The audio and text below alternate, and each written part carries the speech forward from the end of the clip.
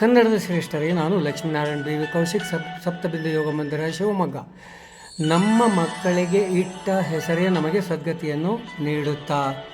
ಹೌದು ಕನ್ನಡದ ಶ್ರೇಷ್ಠರೇ, ನಾವು ಮನುಷ್ಯರು ತಾಯ ಮಡಿಲಿನಿಂದ ತೊಟ್ಟಿಲಿಗೆ ಬರುವಾಗ ನಮ್ಮ ಅಮ್ಮ ಅಪ್ಪ ಮತ್ತು ಹಿರಿಯರು ನಮಗೆ ಒಂದು ಹೆಸರನ್ನಿಟ್ಟು ಆಜೀವ ಪರ್ಯಂತ ಆ ಹೆಸರಿನೊಂದಿಗೆ ಪಯಣ ಬೆಳೆಸುವಂತೆ ಮಾಡುತ್ತಾರೆ. ನಮ್ಮದು ಭಾರತೀಯ ಧರ್ಮ. ಸಾಮಾನ್ಯವಾಗಿ ಹುಟ್ಟಿದ ಎಲ್ಲ ಮಕ್ಕಳಲ್ಲೂ ಅವರವರ ತಾಯಂದಿರ ಅವರವರ ನಡವಳಿಕೆಗಳ ಅನುಸಾರವಾಗಿ ಅವರವರ ನಂಬಿಕೆಯ ದೇವತೆಗಳ ಹೆಸರೇ ಮೂಡಿಕೊಂಡು ಬಂದಿರುತ್ತೆ, ಅಥವಾ ಧರ್ಮಾಧಿಕರಣದ ಕ್ರಿಯಾಪದದ ನಾಮಾಂಕಿತವೇ ಬಳಕೆಯಲ್ಲಿ ಇರುತ್ತೆ. ಉದಾಹರಣೆಗೆ ಸುಧಾಕರ ಎಂದು ಹೆಸರಿಟ್ಟರೆ ಆ ಹೆಸರಿನಲ್ಲಿ ಸೂರ್ಯದೇವನ ಹೆಸರೂ ಬರುತ್ತೆ. ಮತ್ತು ಸೂರ್ಯನ ಕಾರ್ಯವಾದ ತನ್ನ ಮನೋಲ್ಲಾಸ ಸೂರ್ಯ ರಶ್ಮಿಯ ಜೊತೆಗೆ ಪ್ರಖರ ಬೆಳಕನ್ನು ಕೊಡುವವನು ಎನ್ನುವ ಕ್ರಿಯಾಪದದ ವಿಶೇಷಣವೂ ಬರುತ್ತೆ. ಪ್ರಪಂಚಕ್ಕೆ ಬೆಳಕನ್ನು ಧಾರಾಳವಾಗಿ ಬೆಳಕನ್ನು ಕೊಡುವವನು ಎಂದಾಗುತ್ತೆ. ಸಕಲ ಜೀವರಾಶಿಗಳನ್ನು ಪೊರೆಯುವವನು ಎಂದಾಗುತ್ತೆ. ಹಾಗೆಯೇ ನಮ್ಮ ಮಕ್ಕಳು ಆಗಲಿ ಎನ್ನುವ ಉತ್ಕಟ ಅಭಿಲಾಷೆಯಿಂದ ಇಂತಹ ಗುಣಭರಿತ ಹೆಸರುಗಳನ್ನು ಇಡುತ್ತಾರೆ. ಹೌದಾ? ಬಹಳ ಹಿಂದಿನ ಕಥೆಗಳನ್ನು ಹೇಳಬೇಕಂದ್ರೆ, ಆಗ ಹಡೆದ ಮಕ್ಕಳೆಲ್ಲ ಕಾರಣಾಂತರಗಳಿಂದ ಸತ್ತೇ ಹೋಗುತ್ತಿದ್ದವು. ಕಡೆಯದಾಗಿ ಹುಟ್ಟಿದ ಮಗುವಿಗೆ ಗುಂಡಣ್ಣ ಎಂತಲೋ, ಗುಂಡಮ್ಮ ಎಂತಲೋ, ಸಿದ್ದಮ್ಮ ಎಂತಲೋ, ಹೀಗೆ ಗುಂಡಿನಂತೆ ಆರೋಗ್ಯವಾಗಿರಲಿ ಅಂತ ಅನ್ವರ್ಥನಾಮವಾಗುವಂತೆ ಆಲೋಚಿಸುತ್ತಾ ಇದ್ದರು. ಬದುಕಿನ ಎಲ್ಲ ಸಿದ್ಧಿಯನ್ನು ಪಡೆದುಕೊಳ್ಳಲಿ ಅಂತ ಸಿದ್ದಮ್ಮ ಸಿದ್ದಪ್ಪ ಅಂತಲೋ ಸಕಾರಣ ಸಂಬಂಧವಾಗಿ ನಾಮಕರಣ ಮಾಡುತ್ತಿದ್ದರು.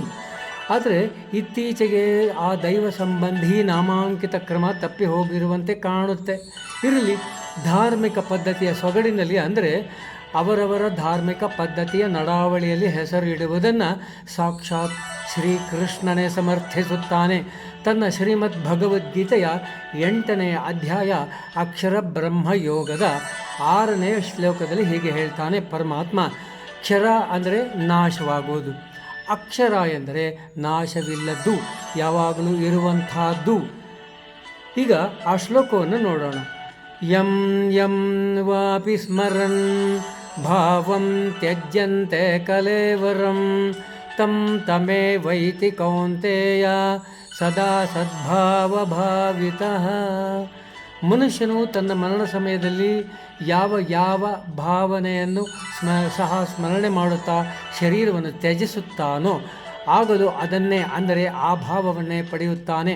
ಏಕೆಂದರೆ ಯಾವಾಗಲೂ ಅದೇ ಭಾವನೆಯಿಂದ ಯೋಚಿಸುತ್ತಾ ಇರುತ್ತಾನೆ.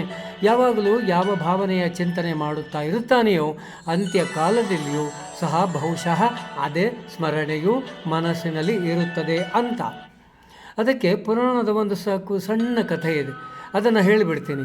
ಒಬ್ಬ ದುಷ್ಟ ಬುದ್ಧಿಯವನಿದ್ದ. ಶ್ರೀಕೃಷ್ಣನ ಶ್ರೀಮದ್ ಭಗವದ್ಗೀತೆಯ 3ಧ್ಯಾಯ ಕರ್ಮಯೋಗದ 39ನೇ ಶ್ಲೋಕದ ಅನುರೂಪದಂತಿದ್ದ ಅವ. ಆವೃತಂ ಜ್ಞಾನಮೇತೇನ ಜ್ಞಾನಿನೋ ನಿತ್ಯವೈರಿಣ ಕಾಮರೂಪೇಣ ಕೌಂತೆಯ ದುಷ್ಪೂರೇಣಾನಲೇನ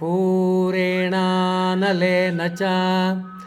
ಅಗ್ನಿಯಂತೆ ಪೂರ್ಣಗೊಳ್ಳದ, ಅರ್ಥಾತ್ ಎಂದೆಂದಿಗೂ ತೃಪ್ತಿಗೊಳ್ಳದ ಕಾಮರೂಪಿಯಾದ ಜ್ಞಾನಿಗಳ ನಿತ್ಯ ವೈರಿಯಾದ ಈ ಕಾಮಕ್ರೋಧ ಮತ್ತು ರಜೋಗುಣದಿಂದ ಜ್ಞಾನವು ಮುಚ್ಚಲ್ಪಡುತ್ತದೆ. ಹಾಗೆ ಇದ್ದ ಈ ದುಷ್ಟಬುದ್ಧಿ ಯಾವಾಗಲೂ ಎಲ್ಲರಿಗೂ ತೊಂದರೆ ಕೊಡ್ತಾನೇ ಇದ್ದ. ತನ್ನ ಜೀವಮಾನವನ್ನೆಲ್ಲ ಹಾಗೆಯೇ ಕಳೆದುಬಿಟ್ಟ. ಕಡೆಗೆ ಮೃತ್ಯುವಿನ ಅಂಚಿನಲ್ಲಿದ್ದ ಅವನಿಗೆ ಅನ್ನಿಸಿತು, ತಾನು ಗಳಿಸಿ ಮುಚ್ಚಿಟ್ಟಿದ್ದ ಕೆಲವು ಕಾಸುಗಳನ್ನು ಮಗನಿಗೆ ಕೊಡಬೇಕು ಅಂತ.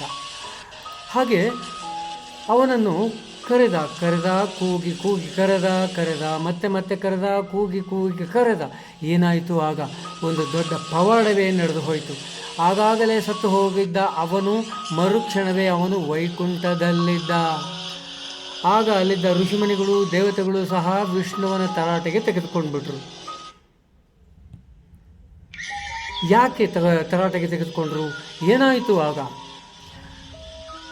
ನಾವು ಜನ್ಮ ಜನ್ಮಕ್ಕೂ ನಿನ್ನ ಭಕ್ತ ಶ್ರೇಷ್ಠರಾಗಿದ್ದೇವೆ, ಅದು ಆದರೂ ಕೂಡ ನಿನ್ನ ದರ್ಶನ ನಮಗೆ ದುರ್ಲಭ ಆಗಿದೆ.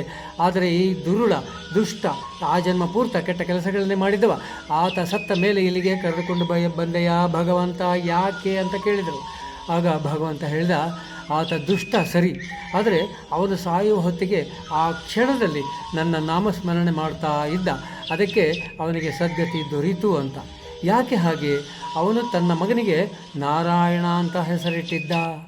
ಆ ಹೆಸರನ್ನೇ ಕೂಗಿ ಕೂಗಿ ಕರೆದ ಅವನ ಅಂತ್ಯಕಾಲದಲ್ಲಿ ಅದು ಭಗವನ್ನಾಮಸ್ಮರಣೆ ಆಯಿತು, ಅವನಿಗೆ ವೈಕುಂಠ ಪ್ರಾಪ್ತಿ ಆಯಿತು.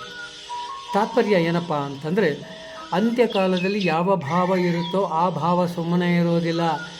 ಆ ಭಾವವು ಆಜೀವವಾಗಿದ್ದರೆ ಮಾತ್ರ, ಅಂದರೆ ಜೀವಮಾನ ಪೂರ್ತ ಮನಾಂತರಾಳದೊಳಗೆ ಇದ್ದರೆ ಹಾಗೆ ಆಗೋದಕ್ಕೆ ಸಾಧ್ಯ. ಹಾಗೆ ಇಲ್ಲಿ ಅವನ ಉದರಂಭರಣಕ್ಕೆ ದುಷ್ಟಬುದ್ಧಿ ಗೌಣವಾಗುತ್ತೆ. ಅವನ ಆಜನ್ಮ ಪೂರ್ತವಾಗಿ ಕರೆಯುತ್ತಿದ್ದ ಅವನ ಮಗನ ಹೆಸರು ನಾರಾಯಣ ಅನ್ನೋದೇ ನಾರಾಯಣ ಜಪವಾಗಿ ಬಿಟ್ಟಿತ್ತು, ಅವನ ತಪಸ್ಸು ಆಗಿತ್ತು. ಹಾಗಾಗಿ ಅವನ ಮರಣಾನಂತರದ ಕ್ಷಣದೇ ಅವನು ವೈಕುಂಠವಾಸಿಯಾಗಿ ಬಿಟ್ಟಿದ್ದ. ನಾವುಗಳು ಯಾವ ತಪ್ಪುಗಳನ್ನೂ ಬೇಕಾಗಿ ಮಾಡುವಂಥವರಲ್ಲ.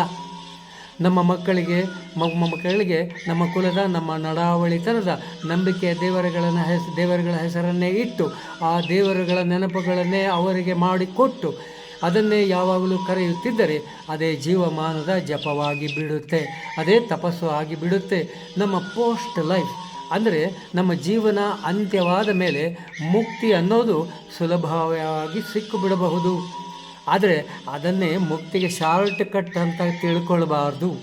ಕನ್ನಡದ ಶ್ರೀಮದ್ ಭಗವದ್ಗೀತೆ ಎಂದೇ ಕರೆಸಿಕೊಳ್ಳುವ ಮಂಕುತಿಮ್ಮನ ಕಗ್ಗದಲ್ಲಿ ಡಿ.ವಿ. ಗುಂಡಪ್ಪ ಅವರು ಹೇಳ್ತಾರೆ, ಜೀವಋಣಗಳ ಲೆಕ್ಕದಾದಿಯರಿಯದ ನಾವು ಆವುದನ ಸರಿ ಎನ್ನುವ ತಪ್ಪಾವುದೆನ್ನುವ ಓವ ಬಿಡು ಕಡು ಕಷ್ಟ ನೀತಿ ನಿರ್ಣಯದ ಹೊರೆ ದೈವವದೇ ಹೊರಲಿ ಬಿಡು ಮಂಕುತಿಮ್ಮ.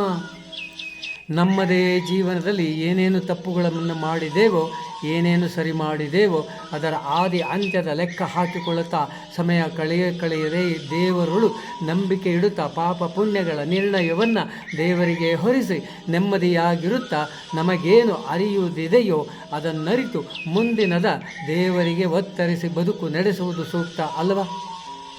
ಹಾಗಾದರೆ ದೇವರನ್ನು ಯಾವಾಗಲೂ ಸ್ಮರಿಸುವ ಅನನ್ಯವಾದ ಕಾರ್ಯಕ್ರಮ ಒಂದಿದೆ. ಅದು ಏನದು? ಅದನ್ನು ದಿನನಿತ್ಯ ಕ್ರಮವರಿತು ಮಾಡಿಕೊಳ್ಳಬೇಕು. ಹಾಗೆ ಮಾಡಿಕೊಳ್ಳಿ. ಅದರಿಂದ ನಿಮಗರಿಯದಂತೆ ಮತ್ತು ನಿಮಗರಿಯುವಂತೆ ನಿಮ್ಮ ಆರೋಗ್ಯವೂ ಸುಧಾರಿಸುತ್ತದೆ. ಮತ್ತು ಹಾಗೆ ನಿಮ್ಮ ಆರೋಗ್ಯ ಸುಧಾರಿಸುವುದನ್ನು ನೀವು ಗಮನಿಸಿಕೊಳ್ಳಬಹುದು. ಯಾಕೆ ಅಂದರೆ ನೀವು ಯಾವಾಗಲೂ ದೇವರ ಜಪವನ್ನು ಮಾಡಿಕೊಂಡು ನಿಮ್ಮ ಮನಸ್ಸನ್ನು ಶುಭ್ರವಾಗಿ ಮಾಡಿಕೊಂಡಿರುತ್ತೀರಾ. ಹಾಗೆ ನಿಮ್ಮ ಮನಸ್ಸನ್ನು ನಿರ್ಮಲವಾಗಿ ಇಟ್ಟುಕೊಂಡಿರುತ್ತೀರಾ. ನೋ ಮೈಂಡ್ ಅಂದರೆ ಮನಸ್ಸು ಇಲ್ಲದೆ ಇರೋದು. ಅಂದರೆ ಮನಸ್ಸಿನಲ್ಲಿ ಏನು ವ್ಯಾಕುಲತೆ, ದುರ್ಬಲತೆ ಏನೂ ಇರುವುದು ಇಲ್ಲದೇ ಇರುವುದು. ಆರೋಗ್ಯ ಸುಧಾರಣೆ, ಸಂಚಲನ ಅನುಭವವು ನಿಮಗೆ ಆಗುತ್ತೆ. ಸಂಚಿಕೆ ಇಷ್ಟವಾದರೆ ಲೈಕ್ ಮಾಡಿ, ಕಾಮೆಂಟ್ ಮಾಡಿ, ಶೇರ್ ಮಾಡಿ. ಯೂಟ್ಯೂಬ್ನಲ್ಲಿನ ನನ್ನ ಸಪ್ತಬಿಂದು ಯೋಗ ಮಂದಿರ ಅನ್ನುವ ಚಾನಲ್ ಅನ್ನು ಸಬ್ಸ್ಕ್ರೈಬ್ ಮಾಡಿ. ಈಗ ನಮ್ಮ ಸಪ್ತಬಿಂದು ಯೋಗ ಮಂದಿರದ ಯೋಗಾರ್ಥಿಗಳು ನೆರವೇರಿಸುವ ಕುಂಡಲಿನಿ ಬೀಜಾಕ್ಷರಗಳ ಚಾಂಟ್ ಅನ್ನು ಗಮನಿಸಿ ಹಾಗೆ ನೀವು ಮಾಡಿಕೊಳ್ಳಿ. ಆರೋಗ್ಯದಿಂದ ಇರಿ. ಆ ಕುಂಡಲಿನಿ ಯೋಗದ ಹಿರಿಮೆಯನ್ನು, ಗರಿಮೆಯನ್ನು ಮುಂದಿನ ನನ್ನ ಸಮಸ್ತ ಸಂಚಿಕೆಗಳ ಮೂಲಕ ನಿಮಗೆ ತಿಳಿಯಪಡಿಸುತ್ತೇನೆ. ನಿರಂತರ ಸಂಚಿಕೆಗಳ ಮೂಲಕ ತಿಳಿಯಪಡಿಸ್ತಾ ಹೋಗ್ತೇನೆ. ನನ್ನ ಸಂಚಿಕೆಗಳನ್ನು ನೋಡ್ತಾ ಇರಿ. ಆರೋಗ್ಯವಾಗಿರಿ. ನಮಸ್ಕಾರ. ಡೀಪ್ ಬ್ರೆತ್, ಕುಂಡಲಿನಿ ಪ್ರಾಣಾಯಾಮ ಮಾಡೋಣ. ಕುಂಡಲಿನಿ ಯೋಗ ಅಂತೀವಿ. ಲಂ ವಂ ರಂ ಯಂ ಹಂ ಅಂ ಅನ್ನೋ ಬೀಜಾಕ್ಷರಗಳು. ಇದನ್ನು ಮಾಡೋಣ. ಒಂದು ಸಾರಿ ಉಸಿರು ತೆಗೆದುಕೊಂಡ್ಬಿಟ್ಟು ದೀರ್ಘವಾಗಿ ತೆಗೆದುಕೊಂಡ್ಬಿಟ್ಟು ಆ ಲಂ ವಂ ರಂ ಯಂ ಹಂ ಅಂ ಅನ್ನೋ ಬೀಜಾಕ್ಷರಗಳನ್ನ ಪೂರ ಹೇಳೋಣ. ಅದು 6 ಬಾರಿ ಮಾಡೋದು. ರೈಟ್ ಮಾಡೋಣ. ಸಹಜವಾಗಿ ಉಸಿರಾಡಿ. ಉಸಿರಷ್ಟು ಹೊರ ಬಿಟ್ಬಿಡಿ. ತುಂಬ ತೊಗೊಂಬಿಡಿ. ನೀವೇ ತುಂಬ ಉಸಿರು ತೊಗೊಂಬಿಡಿ. ಲಂ ವಾಂ ರಾ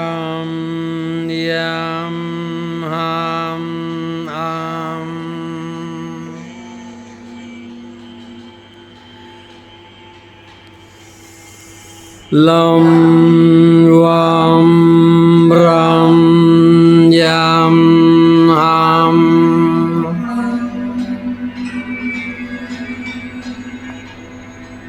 Again. Lam vam ram yam ham ham. ಮತ್ತೆ deep breath.